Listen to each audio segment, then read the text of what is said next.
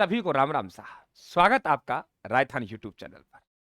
जिस प्रकार से राजस्थान जीके को लेकर हमने एंटीबायोटिक सीरीज चलाई थी, उसी प्रकार से हम लोग भारत का भूगोल शुरू करने जा रहे हैं। यानी दो दो तीन तीन घंटे की जो क्लासें हैं उनको हमने पढ़ लिया, लेकिन रिवीजन के तौर पर हम 5 से 10 मिनट में उन्हें कैसे लेके आए। हमारे पास कम समय है, उसके बावजूद हम तैयारी कैसे करें। तो ये इसे सीरीज का जो आप लोगों का जो मूल उद्देश्य ये कि समय की बचत करें समय के अभाव में, और हम लोग जब रिवीजन करें तो ये सीरीज आप लोगों के बेहद उपयोगी रहेगी। आप लोगों के देखिए, भारत की अवस्थिति विस्तार की बात कर रहे हैं, पूरा समझना है और मेरी बात को कानों तक अंदर तक जाने देना है। आप लोगों को समझना है, केवल उतारना कुछ भी नहीं है। पीडीएफ आपको राजस्थान के टेलीग्राम पे मिल जाएगी। साथियों देखिए, हम किसी भी देश की अवस्थिति या विस्तार की बात करते हैं, चाहे वे राज्य हो या देश हो, सबसे पहले हम लोगों को ग्लोब में जाना पड़ेगा। और ग्लोब में जाएंगे तो ग्लोब में दो रेखाएं आप लोग पढ़ते हो, एक अक्षांश रेखाएं पढ़ते हो और एक देशांतर रेखाएं पढ़ते हो। अक्षांश रेखाएं वे हैं जो पूर्व से पश्चिम की तरफ ग्लोब पर काल्पनिक रेखाएं कहीं तुम ढूंढने के लिए निकल जाए कि गुरु चलो ढूंढने कहां मिलेंगे, हम लोग ढूंढ के लाते हैं, दो चारों पकड़ लाते हैं। वे काल्पनिक रेखाएं जो पूर्व से पश्चिम तरफ जाती हैं उन्हें हम अक्षांश रेखाएं कहते हैं। वे काल्पनिक रेखाएं जो उत्तर से दक्षिण की तरफ किसी एक बिंदु की तरफ निकलती है उसे हम लोग क्या कहते हैं, देशांतर रेखाएं कहते हैं। क्या कहते हैं, देशांतर रेखा। जैसे कि ये आपका ग्लोब है, दो प्रकार की आपने रेखाएं देखी होंगी इसमें। एक इस तरीके देखी होगी ऐसे, ये देखिए, ये देखिए, ये देशांतर रेखा है, ये देखिए। और इधर देखेंगे आप लोग तो ये क्या है, आप लोगों को ग्लोब पर अक्षांश रेखा है। तो ग्लोब पर देखने पड़ते ग्लोब में स्थिति हमारी है कहां। तो हम लोग कहेंगे ग्लोब में अगर देखें तो हमारा भारत देश है, ये आप लोगों के उत्तरी अक्षांश में है। कौन से गोलार्ध में, उत्तरी गोलार्ध में। और उत्तरी गोलार्ध के पूर्वी भाग में, इसलिए कहेंगे कि जो भारत का जो विस्तार है, भारत की स्थिति है ग्लोब में, हम लोग कहेंगे उत्तरी पूर्वी गोलार्ध में है। समझ गए, यानी हम गोलार्ध है, इस गोलार्ध के उस उत्तरी भाग में है। गोलार्ध है, इस गोलार्ध कौन से भाग में, इस भाग में हम उत्तरी भाग में है। यहाँ पे ये रहा उत्तर में हम लोग, यानी इसमें है हम लोग। और इसमें भी कहां है, पूर्व के और लगभग मध्य में, तो उत्तरी पूर्वी गोलार्ध। यानी हमारे भारत देश से गुजरने वाली जो रेखाएं हैं वे अक्षांश रेखाएं तो उत्तरी गोलार्ध वाली, और देशांतर रेखाएं पूर्वी गोलार्ध में। यानी हम पश्चिमी गोलार्ध में नहीं है, पश्चिमी नहीं आएगा। हम दक्षिणी गोलार्ध में, दक्षिण नहीं आएगा। हम हैं, चाहे ये पॉइंट हो हमारा, चाहे ये पॉइंट हो, हम उत्तरी गोलार्ध में है। कहां है, उत्तरी गोलार्ध में। तो हमारे यहां से निकलने वाली जो अक्षांश रेखा है वे उत्तरी अक्षांश रेखाएं गुजरती है। और हम गोलार्ध में उत्तर में, उत्तर गोलार्ध का भी दो भाग है, एक पश्चिमी गोलार्ध एक पूर्वी गोलार्ध। हम पूर्व की ओर है इस तरफ, चाहे हम यहां से कोई रेखा गुजर रही हो चाहे यहां से कोई रेखा गुजर रही हो, वे क्या कहलाएगी आप लोगों के, पूर्वी देशांतर कहलाएगी। कहीं सोच रहे हो गुरुजी पश्चिम में पश्चिम लगा दे, इधर पूर्व लगा दे, गलत हो जाएगा, ये ध्यान रखें आप लोग। तो एक रेखा हमारे यहां से गुजरती है, एक रेखा हमारे यहां से गुजरती है, एक रेखा हमारे यहां से गुजरती है। यानी ये चार रेखाओं में हमें बांधना है। उत्तर की तरफ जो गुजरने वाली रेखा अक्षांश रेखा है, और नीचे की तरफ जो गुजरने वाली हमारी कौन सी, देशांतर रेखा। अब हमारा जो उत्तरी बिंदु हमको ढूंढना है, तो उत्तर में हमारा जम्मू कश्मीर है। जम्मू कश्मीर में इंद्राकोल है, यह सबसे उत्तर का बिंदु है। क्या कहा मैंने, जम्मू कश्मीर में सबसे उत्तर का बिंदु कौन सा है, आपका इंद्राकोल है। समझ गए आप लोग, क्लियर। इंद्राकोल सबसे उत्तर का बिंदु है।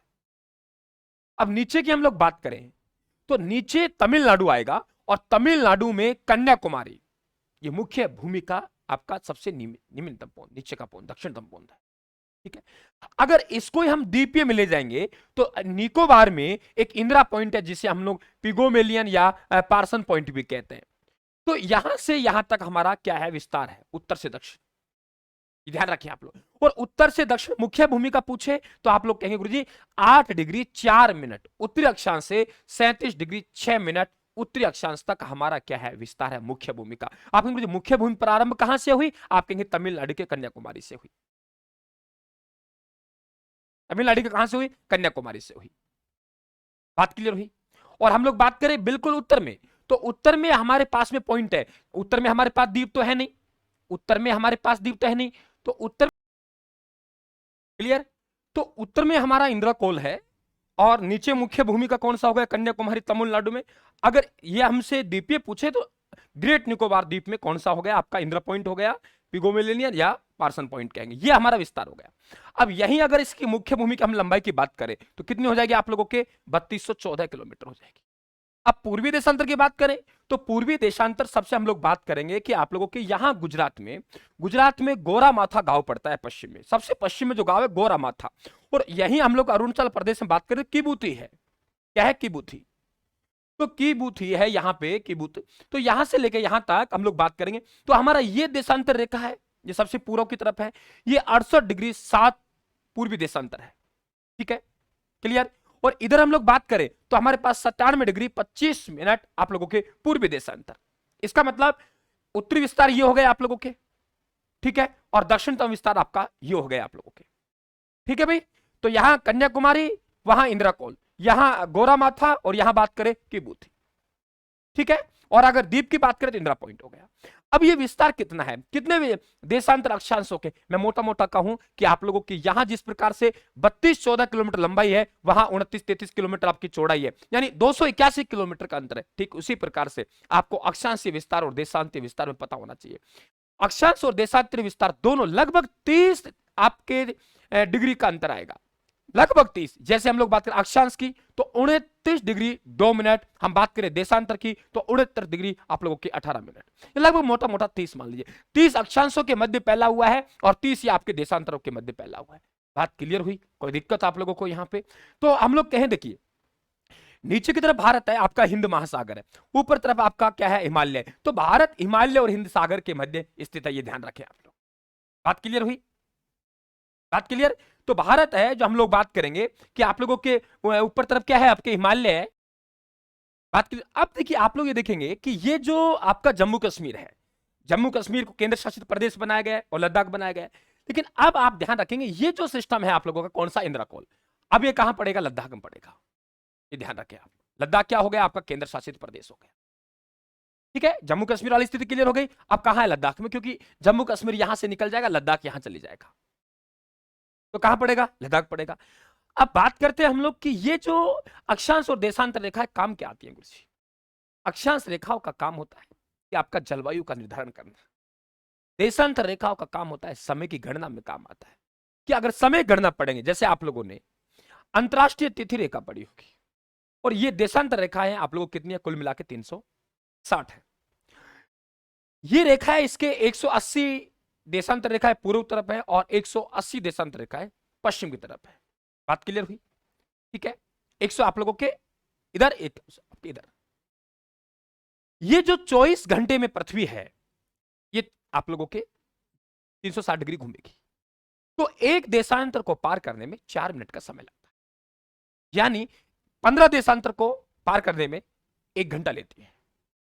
लेकिन हम यदि अंतरराष्ट्रीय तिथि रेखा है, इससे हम पश्चिम की तरफ जाएंगे तो ये जो समय यहां बज रहा है उससे माइनस करेंगे हम लोग। प्रत्येक एक देशांतर इधर जाने पर पश्चिम तरफ हम लोग क्या करेंगे कि हम 1 कम कर देंगे, 4 मिनट। और एक देशांतर हम इधर बढ़े, किधर, पूर्व की तरफ, तो हम 4 मिनट बढ़ा देंगे। यानी आप लोगों के, हम कहेंगे कि इधर हम लोग चले, कितना चले हम लोग, 180 देशांतर, और 180 देशांतर चलेंगे, यानी हम लोग कहेंगे कि 1 घंटा का व्रत 15 देशांतर का होता है, तो 12 घंटा हम माइनस में हो जाएंगे। और इधर पढ़ेंगे, यहां से अंतरराष्ट्रीय तिथि रेखा से पूर्व की तरफ हम 12 घंटे में प्लस में हो जाएंगे, होंगे नहीं होंगे? तो एक देशांतर को, यदि हम पश्चिम तरफ कोई देश है तो एक देशांतर को क्रॉस करने पर 4 मिनट का अंतर आएगा समय का, और यदि 15 देशांतर क्रॉस किया तो 1 घंटे का अंतर आएगा। और यदि यो कोई देश है, राज्य पूर्व की तरफ है अंतरराष्ट्रीय तिथि रेखा से, तो पूर्व की तरफ है, सीधी सी बात है, क्या कहा मैंने, पूर्व की तरफ है। जब पूर्व की तरफ है तो फिर हम क्या करेंगे कि आपके प्लस हो जाएगा। हम कहां हैं, पूर्वी गोलार्ध में है, और पूर्वी गोलार्ध में हर देश का होता है अपना एक मानक समय होता है, चाहे पूर्वी गोलार्ध चाहे पश्चिम गोलार्ध, तो अपना मानक समय। अंतरराष्ट्रीय तिथि रेखा है, वहां से समय का निर्धारण है जीएमटी, लेकिन अपने अपना देश का मानक समय निर्धारण किया हुआ है। अपने सर मानक समय, हाँ बिल्कुल मानक, भारत देश ने भी अपना मानक समय का निर्धारण कर रखा है। 82.5 डिग्री पूर्वी देशांतर रेखा भारत का मानक समय है, जो कि आप लोगों को जीएमटी समय से, हम पूर्व में हैं। मैंने कहा ना कि आप लोगों के 15 को 1 घंटा, 15 5 75, यानी 5 घंटे तो हम सीधे सीधे प्लस में हो गए, 7.5 और है, 7.5। तो हम अंतरराष्ट्रीय समय से, भारत देश है 5.5 घंटे, भारत देश का समय आगे है, पीछे नहीं। अगर ये स्थिति हम कहां होते, पश्चिम होते, तो हम कहां होते, पीछे होते, लेकिन पूर्व में है तो इसलिए हम आगे हैं। और ये 5 राज्यों से गुजरती है आप लोगों की 82.5 डिग्री पूर्वी देशांतर। निनी नामक स्थान वहां है, इलाहाबाद, वहां से इसका निर्धारण किया गया, ऐसे गुजरती है आप लोगों को। उत्तर से मध्य में देख, उत्तर से मध्य के छत पे देख भाई, उड़ रहे हैं अंधे लोग, उड़ रहे हैं अंधे लोग। उत्तर से मध्य की छत पर देख उड़ रहे अंधे लोग, यानी उत्तर प्रदेश, मध्य प्रदेश, छत्तीसगढ़, ओडिशा और आंध्र प्रदेश, ये आप लोगों को हो गया क्लियर। ये आप लोगों के 23.5 डिग्री की जो रेखा है, कर्क रेखा, ये भारत के लगभग मध्य से गुजर रही, देख लीजिए आप लोग, भारत के मध्य से राजस्थान की दक्षिणी सीमा को छूती हुई। राजस्थान भूगोल आप लोग पढ़ते हो, तो राजस्थान में लगभग ये 30 किलोमीटर गुजरती है, ध्यान रखिए आप लोग, 30-32 के आसपास है, जो भी है। तो भारत में बात करें हम लोग, सो राजस्थान में, तो ये राजस्थान में डूंगरपुर बांसवाड़ा से गुजर, डूंगरपुर दक्षिणी भाग को और बांसवाड़ा के मध्य से, कुशलगढ़ तहसील से, क्लियर। अब देखेंगे आप लोग कि यहां देखिए आप लोग, ये पूर्वी देशांतर, ये मेरे ये थोड़ा राजस्थान की लंबाई दिमाग से फिसल गई है, कितनी है दिमाग से निकल गई, राजस्थान में कर लंबाई कितनी है ये थोड़ा ध्यान रखना आप लोग। तो यहां बात करें तो आपके 8 राज्य हैं, कौन कौन से, देखो गुजरात है, गुजरात के बाद मध्य राजस्थान है, यहां देखो गुजरात, गुजरात के बाद राजस्थान, राजस्थान के बाद मध्य प्रदेश, मध्य प्रदेश के बाद देखेंगे छत्तीसगढ़, छत्तीसगढ़ के बाद देखेंगे आप लोग झारखंड, झारखंड के बाद आप देखेंगे पश्चिम बंगाल, फिर त्रिपुरा और मिजोरम। ये 8 राज्य हैं क्रम से जो कर्क रेखा गुजरती है। बात पूरी तरीके से क्लियर। भारत बात करें एशिया, एशिया महाद्वीप का अंग है, तो दक्षिणी एशिया के मध्य में आकृति हम लोग बात करें चतुष्कोणीय, क्षेत्रफल बात करें तो 32,87,283 वर्ग किमी है। विश्व का क्षेत्रफल दृष्टि से हम लोग बात करें 7वां क्या है, बड़ा देश है, और 2.43% विश्व का क्षेत्रफल का रखता है, लोग 2.4 के हम लोग मोटा मोटा। अब बताइए कहा, पूरा आप लोगों के राजस्थान की जो अवस्थिति है, सॉरी भारत की अवस्थिति और विस्तार है आपके सामने रखा है। अगले क्रम में हम लोग बात करेंगे इनकी सीमाएं, कौन कौन से राज्य हैं सीमा में क्या है उनके हम लोग बात करेंगे, यानी एक जगह पूरा ये फंडा हम लोग क्लियर हुआ। अब दूसरा बात करेंगे अगली एंटीबायोटिक में, तो ये सीमांकन बात करेंगे हम लोग, कौन कौन से राज्य कहां है, उनकी क्या स्थिति है, कौन कौन से देश के साथ सीमा बनाते हैं। तो चैनल को सब्सक्राइब कर लेना मित्रों, घंटी निशान दबा देना। राजस्थान जीके के बाद अब एंटीबायोटिक सीरीज आप लोगों को नेशनल जीके की मिलना शुरू हो गई साथियों, समय की बचत कीजिए, पढ़िए। ये लद्दाख आएगा, ये जम्मू कश्मीर नहीं, तो जम्मू कश्मीर यहीं रह गए आप लोगों के, तो केंद्र शासित प्रदेश बना है दोनों को। धन्यवाद, थैंक यू, राम राम साहब। पीडीएफ टेलीग्राम पे जाएगी, राजस्थान पे ज्वाइन कर लेना आप लोग, डिस्क्रिप्शन बॉक्स में लिंक दे रखा है।